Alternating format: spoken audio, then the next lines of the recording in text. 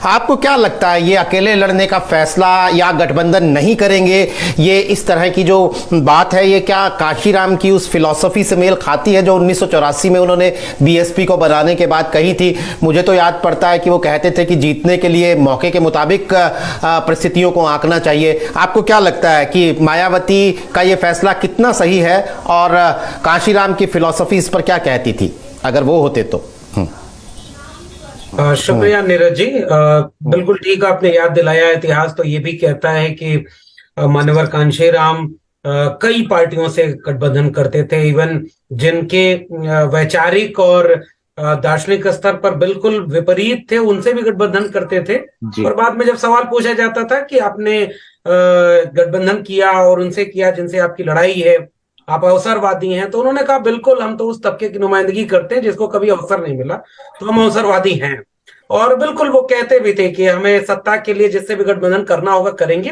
हाँ, उसके बाद वो एक जवाब ये भी देते थे कि हम किसी और की शर्तों पर सरकारें नहीं चलाते, हम अपनी शर्त पर चलाते हैं। और जब हमें अपने चीजों से बहुत ज्यादा दिक्कत महसूस होती है तो हम गठबंधन तोड़ भी लेते हैं। और ये मानवर कांशीराम ने भी खूब किया, जो मायावती जी का भी एक राजनीतिक रणनीति के तहत वो भी करती रही हैं, जो कबूल भाई ने भी जिसको सिलसिलेवार ढंग से बताया भी।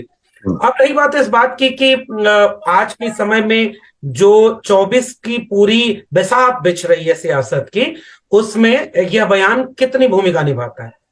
मुझे लगता है कि थोड़ा सा अपने समसामयिक कुछ मसलों को अगर जोड़ लें तो शायद इसके कुछ अर्थ और खुलेंगे।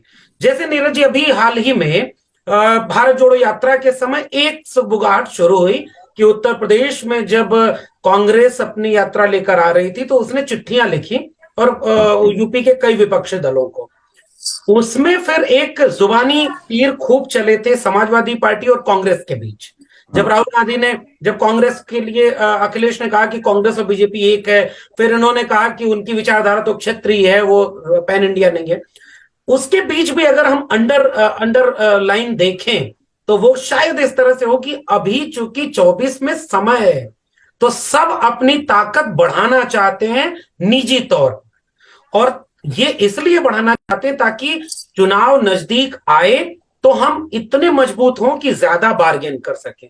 मैं शायद उस पृष्ठभूमि में बसपा प्रमुख के इस बयान को देखता हूं। शायद ये एक रणनीति हो सकती है कि अभी हम अपने कार्यकर्ताओं में यह आत्मविश्वास भरें कि भाई हमें अकेले लड़ना है, इसलिए मजबूती से लड़ना होगा। इसका एक दूसरा पहलू भी खुलता है।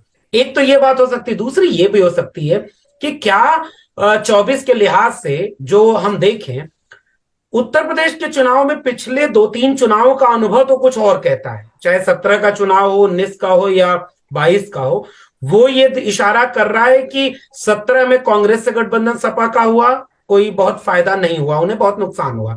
19 में सपा बसपा गठबंधन हुआ, सपा को फायदा कुछ बहुत खास नहीं हुआ, बसपा को इवन फायदा हुआ भी, 0 से 10 हो गए।